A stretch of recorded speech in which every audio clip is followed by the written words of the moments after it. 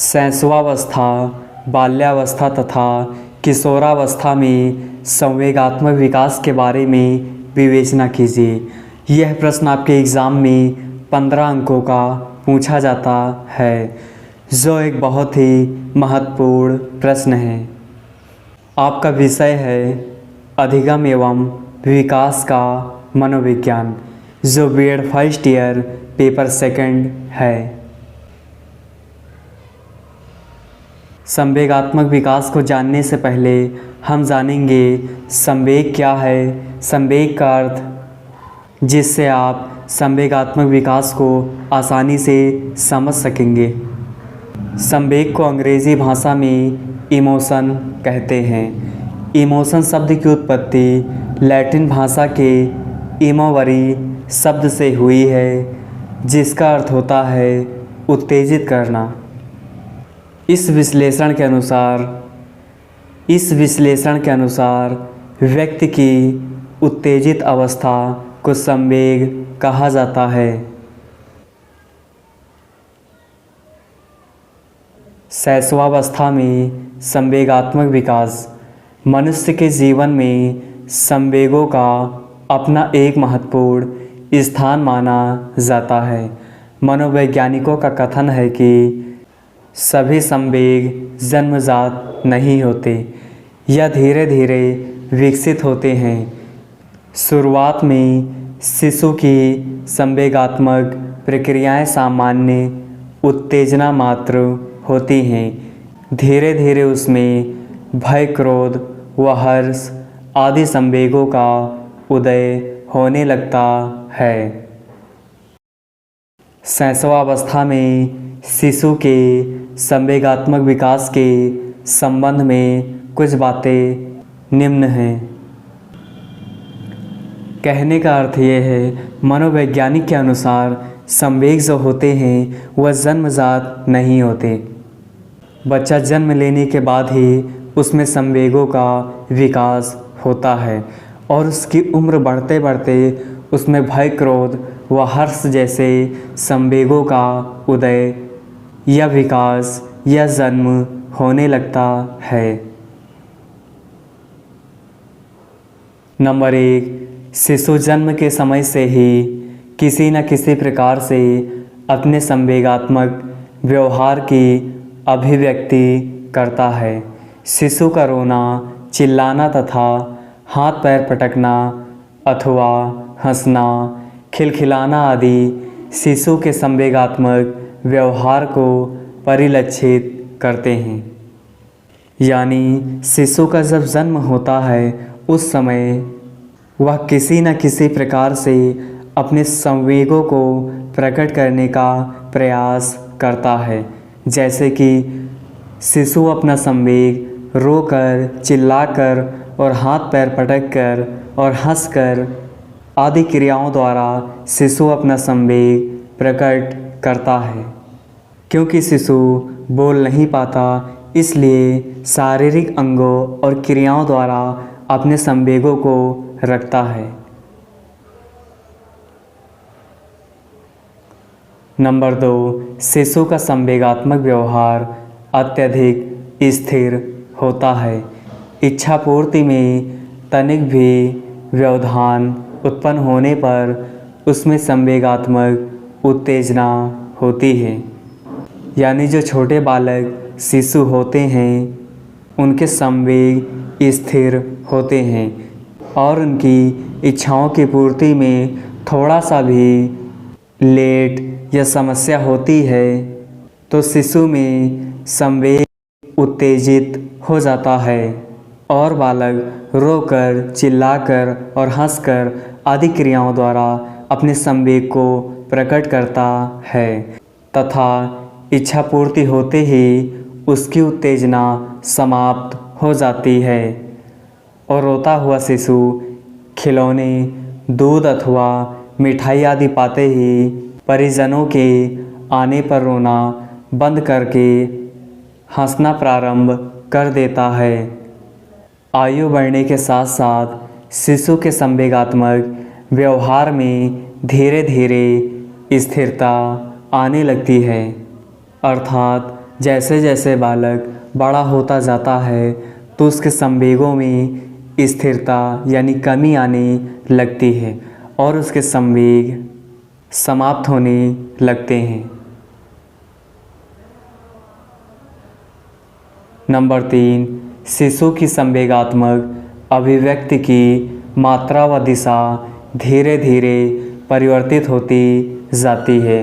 आयु बढ़ने के साथ साथ ऋणात्मक संवेगों की तीव्रता में कमी आती है, जबकि आयु बढ़ने पर धनात्मक संवेगों की तीव्रता में बढ़ोतरी होती है। कहने का अर्थ ये है, शिशु के जो संवेग होते हैं वह उम्र बढ़ने के साथ साथ वह संवेग परिपक्व होते रहते हैं और ऋणात्मक संवेगों का अंत होता रहता है और जो धनात्मक संवेग होते हैं उनमें तीव्रता आती है। जैसे शिशु भूख लगने पर रोने जैसी क्रिया करता है और वही शिशु जब बड़ा हो जाता है तो वह भूख लगने पर रोता नहीं है, बल्कि अपने शब्दों और वाणी के द्वारा अपने संवेगों को प्रकट करता है, यानी भोजन मांगता है। नंबर 4, प्रारंभ में शिशु के संवेग अस्पष्ट होते हैं, यानी जब शिशु छोटा होता है, जो प्रारंभ की अवस्था होती है, उसमें बालक को क्या चाहिए यह माता पिता और बड़े बूढ़े उसके नहीं समझ पाते तथा उन्हें पहचानना काफ़ी कठिन हो जाता है। आपने देखा होगा जो छोटे बालक होते हैं वो जन्म के बाद उनको क्या आवश्यकता है यह उनके माता पिता सही ढंग से नहीं समझ पाते। इसलिए हम कहते हैं शिशु के प्रारंभ में शिशु के संवेग अस्पष्ट होते हैं, परंतु धीरे धीरे उनके संवेगों में स्पष्टता आने लगती है तथा शिशु के संवेगात्मक व्यवहार को प्रायः ठीक ढंग से समझ लिया जाता है। यानी जब बालक बड़ा हो जाता है तो उसके द्वारा दी गई प्रतिक्रिया माता पिता उसके अच्छे ढंग से समझ पाते हैं। नंबर 5, लगभग 2 वर्षों की आयु तक शिशु में लगभग सभी मुख्य संवेगों का विकास काफ़ी हद तक हो जाता है। अर्थात जब बालक 2 वर्ष का हो जाता है तो उसमें लगभग सभी संवेगों का जन्म या निर्माण हो जाता है। प्रसिद्ध मनोवैज्ञानिक ब्रीजेस के अनुसार विभिन्न प्रकार के संवेगों के उदय होने की औसत आयु सारणी से स्पष्ट होती है। यह सारणी ब्रीजेस द्वारा दी गई है। शैशवावस्था में संवेगात्मक विकास, आयु, संवेग। जन्म के समय बालक में सिर्फ उत्तेजना होती है। जन्म के बाद बालक में संवेगों का निर्माण होता है।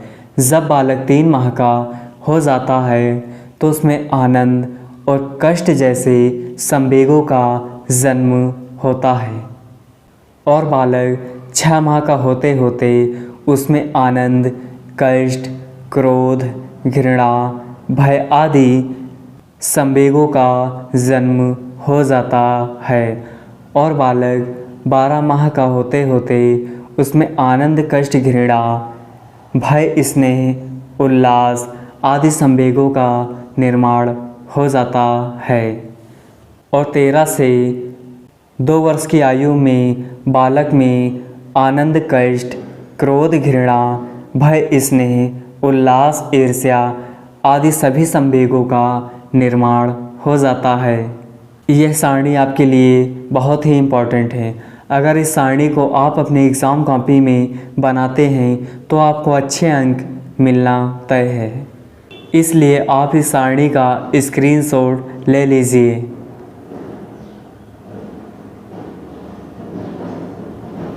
हमने पढ़ा शैशवावस्था में संवेगात्मक विकास।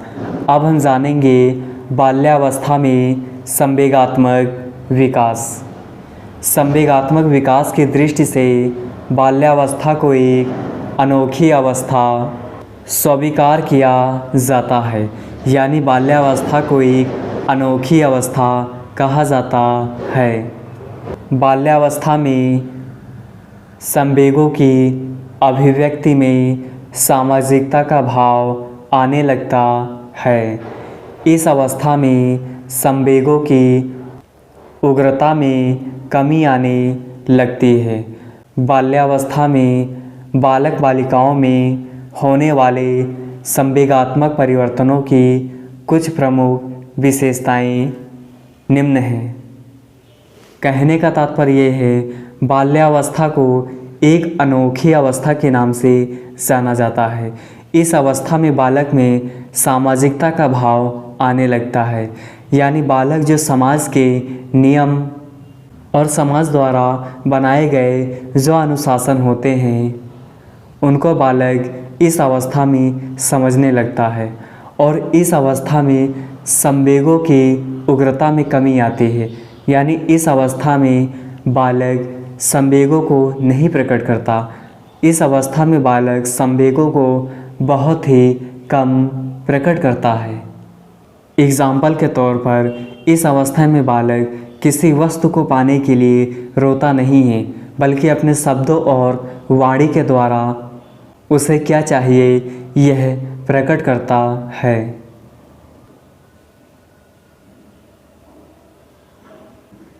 नंबर 1, संवेगों की उग्रता में ह्रास।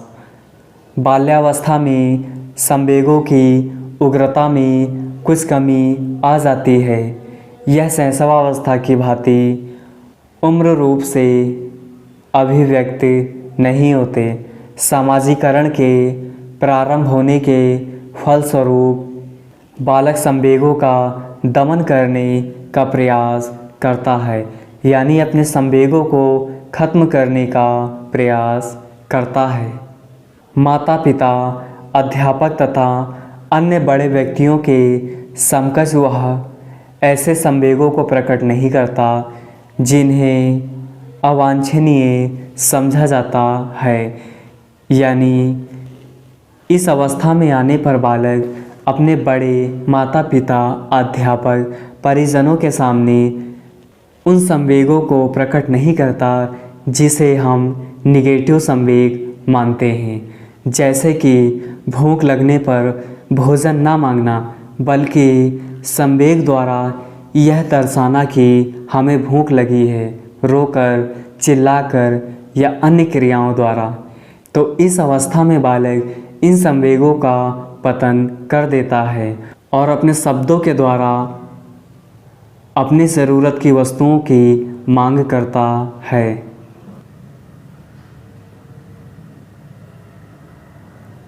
नंबर 2, ईर्ष्या। बाल्यावस्था में बालक बालिकाओं में किसी न किसी कारण से ईर्ष्या व देश की भावना विकसित हो जाती है, जिसके कारण वे अपने भाई बहनों या साथियों को चिढ़ाते, झूठे आरोप लगाते, तिरस्कार करते, निंदा करते। कोई बालक या बालिका प्रायः ईर्ष्या तब करते हैं जब उसका कोई खिलौना सामान्य अधिकार छीनकर दूसरे को दे दिया जाता है, अथवा वह अन्य बालक बालिकाओं को अपने से अच्छी स्थिति में पाता है। आपने अपने घरों में छोटे बालकों को इस अवस्था के अंतर्गत देखा होगा। इस अवस्था के जो बालक होते हैं इनमें ईर्ष्या की भावना और देश के प्रति लगाव अधिक देखा जाता है। यह बालक अपने छोटे भाई बहनों और साथियों के साथ झगड़ा करते हैं, उन पर झूठे आरोप लगाते हैं कि इस अवस्था में ईर्ष्या जैसे संवेगों का विकास होता है।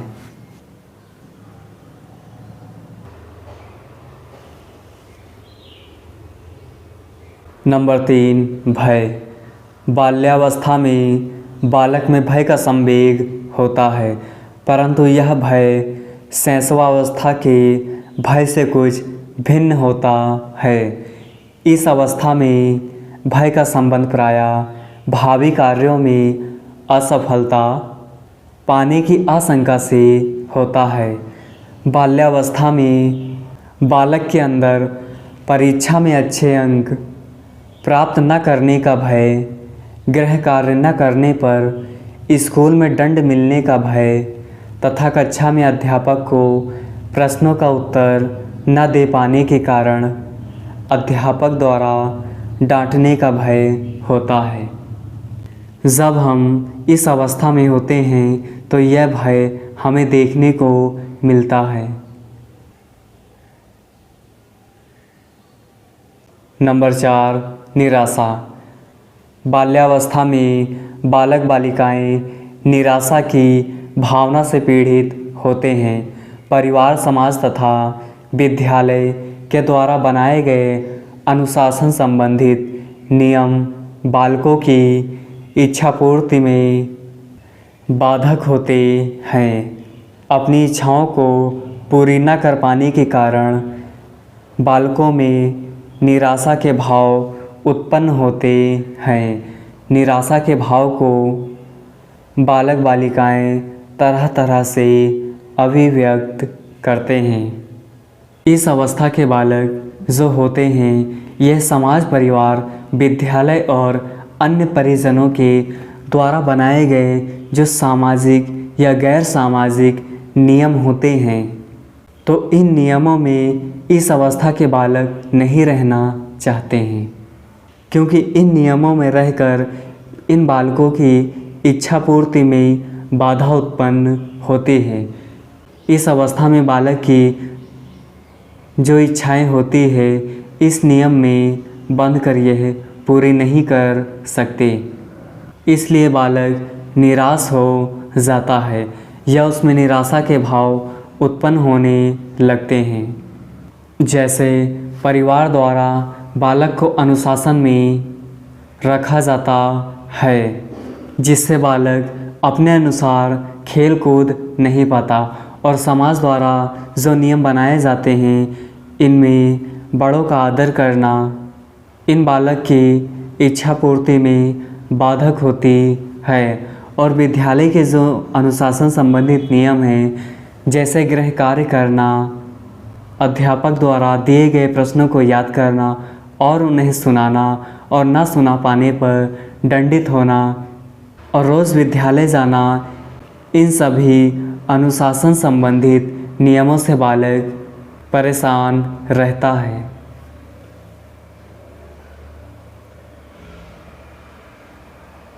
नंबर 5, जिज्ञासा की प्रबलता।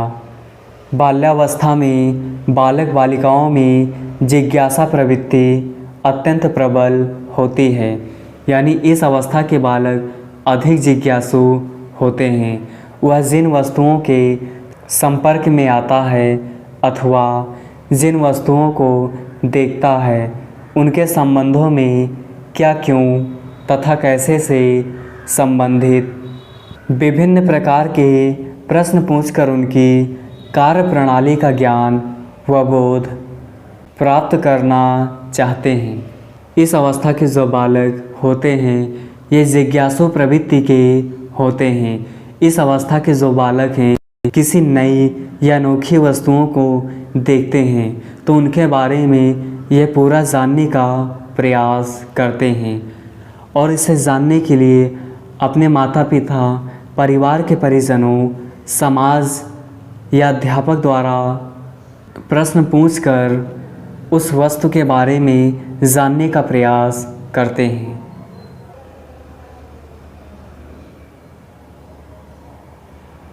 नंबर 6, क्रोध का मुख्य कारण हताशाएं हैं।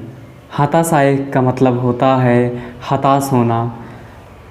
अपनी विभिन्न इच्छा पूर्ति में बाधा पड़ने पर अथवा कार्यों की अनावश्यक आलोचना करने पर बालक को क्रोध आता है। बाल्यावस्था में क्रोध का संवेग प्रबल होता है। यानी इस अवस्था में बालक को अधिक क्रोध आता है। बालक मौन होकर, हताश होकर अथवा भाई बहन या साथियों से झगड़ा करके या वस्तुओं की उठापटक करके अपने क्रोध को प्रकट करने का प्रयास करता है।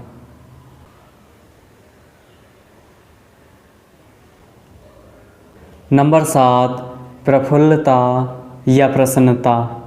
प्रफुल्लता एक आनंददायक सांवेगिक अभिव्यक्ति होती है। बालक बालिकाओं के सामने जब कोई सुखद अथवा आनंददायक परिस्थिति उत्पन्न होती है तब बालक आनंद, उत्साह व प्रफुल्लता के वेग का अनुभव करते हैं। अच्छे प्राप्तांक आना, रुचिकर खाद्य पदार्थों का मिलना अथवा वांछित खेल सामग्री की उपलब्धता आदि बालक की प्रमुखता का कारण हो सकती है। कहने का तात्पर्य ये है, इस अवस्था में बालक प्रसन्नता जैसे संवेग भी पाए जाते हैं। बालक के इच्छानुसार किसी कार्य या कोई खाद्य पदार्थ या वस्तु या अच्छे पूर्णांक, अच्छे रिजल्ट उनको प्राप्त होते हैं तो वह अधिक खुश होते हैं। नंबर 8, स्नेह। प्रफुल्लता के समान स्नेह भी एक सुखद संवेग है। बालक अपनी स्नेह भावना को अभिव्यक्त यानी प्रकट उन व्यक्तियों अथवा वस्तुओं के प्रति करता है जिनके साथ यह रहना चाहता है या जिनकी वह सहायता करना चाहता है। वस्तुतः जिन वस्तुओं तथा व्यक्तियों के संपर्क में बालक बालिकाओं को सुख मिलता है उनके प्रति वह अपना स्नेह भाव दर्शाता है। बाल्यावस्था में होने वाले संवेगात्मक विकास की विशेषताओं के अवलोकन से स्पष्ट है कि बाल्यावस्था में भय, निराशा, चिंता, उग्रता, कुंठा, स्नेह, हर्ष, प्रफुल्लता आदि विभिन्न संवेग बालक बालिकाओं में स्पष्ट रूप से परिलक्षित होने लगते हैं तथा उनके व्यवहार को प्रभावित करते हैं।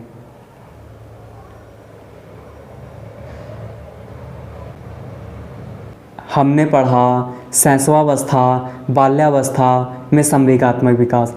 अब हम जानेंगे किशोरावस्था में संवेगात्मक विकास। किशोरावस्था में संवेगात्मक व्यवहार में अनेक परिवर्तन आते हैं।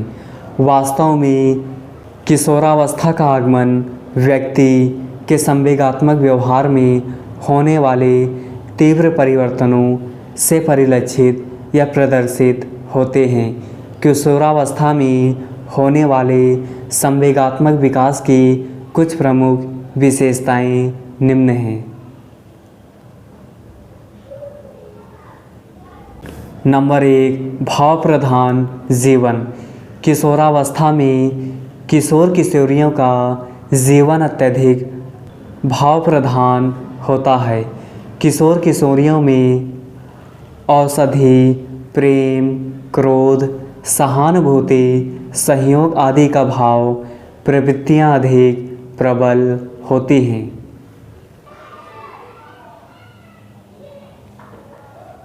नंबर 2, विरोधी मानसिक दशाएं। किशोरावस्था में व्यक्ति में प्रायः विरोधी मनोदशाएं दिखाई देती है। लगभग समान परिस्थितियों में कभी वह अत्यधिक प्रसन्न, कभी अत्यधिक दुखी दिखाई देता है। जो परिस्थिति एक अवसर पर उसे उल्लास से परिपूर्ण कर देती है, वही परिस्थिति किसी अन्य अवसर पर उसे दुखी भी कर देती है। यानी इस अवस्था में बालक एक ही क्षण में दुखी हो जाता है और एक ही क्षण में खुश भी हो जाता है। नंबर 3, संवेगों की विभिन्नताएं। किशोरावस्था में संवेगों में अत्यधिक विभिन्नताएं होती हैं। भिन्न भिन्न अवसरों पर किशोर किशोरियों के व्यवहार भिन्न भिन्न दिखाई देते हैं। वे कभी हतोत्साहित तथा कभी उत्साह से परिपूर्ण, कभी उत्साहहीन, कभी अत्यधिक प्रसन्न व कभी अत्यधिक दुखी, कभी अत्यधिक सहानुभूतिपूर्ण, कभी अत्यधिक दयालु दिखाई देते हैं। कहने का तात्पर्य ये है, इस अवस्था में बालक बालिकाएं यानी किशोर किशोरियों में संवेगात्मक विकास बहुत ही तीव्र होता है। कुछ ही पल में कोई संवेग, दूसरे पल में कोई दूसरा संवेग, इसी तरह कई प्रकार के संवेग कुछ ही क्षणों में उत्पन्न होते रहते हैं।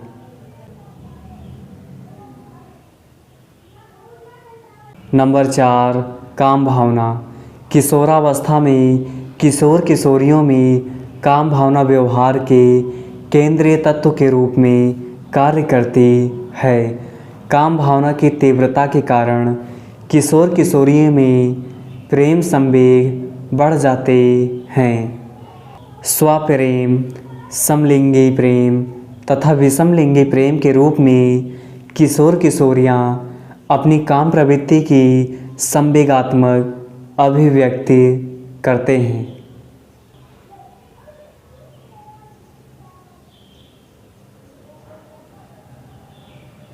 नंबर 5, वीर पूजा।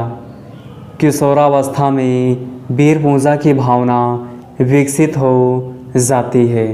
कल्पनाशील होने के कारण किशोर किशोरियों को कहानी, उपन्यास, सिनेमा, इतिहास अथवा वास्तविक जीवन के नायक और नायिकाएं अपने आदर्शों तथा विरोचित गुणों से मुग्ध कर लेते हैं।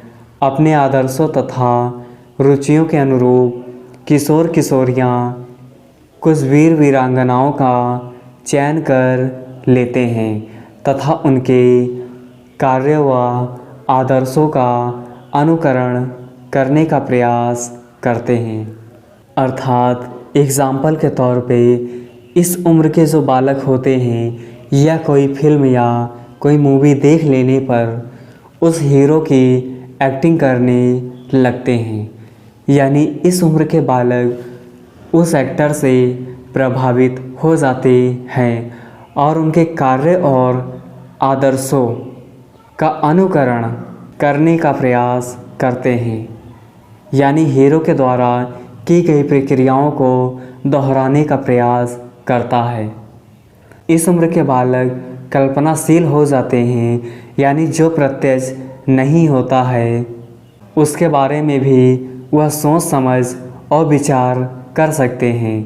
इस उम्र के बालक कोई फिल्मों में कोई वीर पूजा, कोई वास्तविक जीवन के नायक और नायिका या वीरों शहीदों या किसी अन्य महापुरुषों के कहानी, उपन्यास व सिनेमा को देखते हैं तो उनके कार्य और आदर्शों का अनुकरण करने लगते हैं, यानी उसे दोहराने लगते हैं और अपने जीवन में उसे उतारने का प्रयास करते हैं।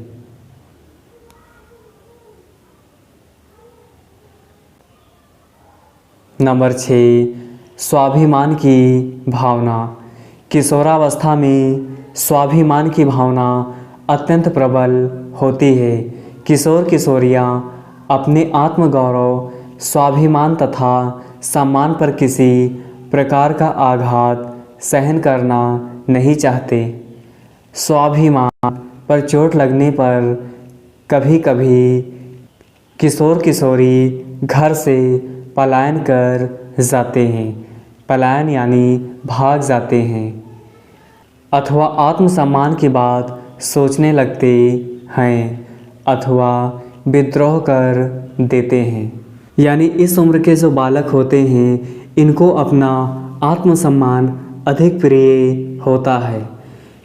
जब कोई व्यक्ति माता पिता इस उम्र के बालक और बालिकाओं के आत्मगौरव और आत्मसम्मान को ठेस पहुंचाता है तो यह बालक स्वाभिमान पर चोट लगने जैसा समझते हैं और घर से पलायन कर यानी भाग जाते हैं और अपने माइंड में आत्महत्या जैसे ख्याल उत्पन्न करने लगते हैं। और कुछ बालक तो आत्महत्या भी कर लेते हैं और घर से भाग जाते हैं और विद्रोह कर बैठते हैं, यानी लड़ाई झगड़ा उस व्यक्ति से कर बैठते हैं। इसलिए इस उम्र के बालकों का आत्मसम्मान और गौरव को ठेस नहीं पहुंचाना चाहिए, नहीं तो इस अवस्था में बालक गलत कदम उठा सकते हैं।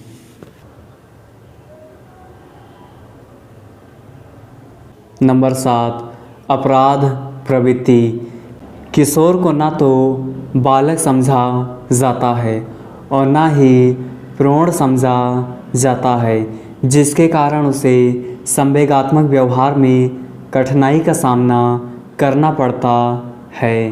वातावरण से अनुकूलन करने के प्रयास की असफलता से उसमें निराशा की भावना विकसित होने लगती है, जो उसे अपराधी प्रवृत्ति की ओर प्रवृत्त करती है। प्रेम का अभाव, इच्छा पूर्ति में बाधा, निराशा से युक्त जीवन तथा नवीन अर्थात नए अनुभवों की ललक के कारण किशोरावस्था में कभी कभी अपराध प्रवृत्ति विकसित होने लगती है। यह अपराध प्रेम का अभाव होने पर या प्रेम न पाने पर, अपनी इच्छाओं में बाधा होने पर या इनकी इच्छाओं की पूर्ति न होने पर या निराशा युक्त जीवन से या नवीन अनुभवों से ललक के कारण या लालच के कारण किशोर कभी कभी अपराधी प्रवृत्ति के हो जाते हैं और अपराध कर बैठते हैं। नंबर 8, चिंता युक्त व्यवहार। किशोरावस्था में किशोर किशोरियाँ अनेक बातों के प्रति चिंतित रहते हैं। वह अपने रंग रूप, स्वास्थ्य, मान सम्मान, आर्थिक स्थिति, सामाजिक स्वीकृति, शैक्षिक प्रवृत्ति, भावी व्यवसाय आदि के प्रति सदैव व्याकुल रहते हैं।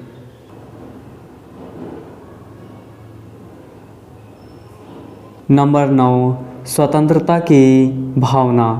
किशोरावस्था में स्वतंत्रता की भावना अत्यधिक प्रबल होती है। किशोर किशोरियाँ अपने परिवार तथा समाज के आदर्शों, परंपराओं, रीति रिवाजों, अंधविश्वासों आदि को ना मानकर अपनी स्वतंत्र जीवन शैली अपनाना चाहते हैं। अर्थात इस अवस्था के बालक और बालिकाएं समाज के द्वारा, माता पिता द्वारा, परिवार द्वारा सो रीति रिवाज, परंपराएं या अंधविश्वास बातें होती हैं, इन सभी को इस अवस्था के बालक नहीं मानते और यह अपना जीवन स्वतंत्र होकर जीना चाहते हैं।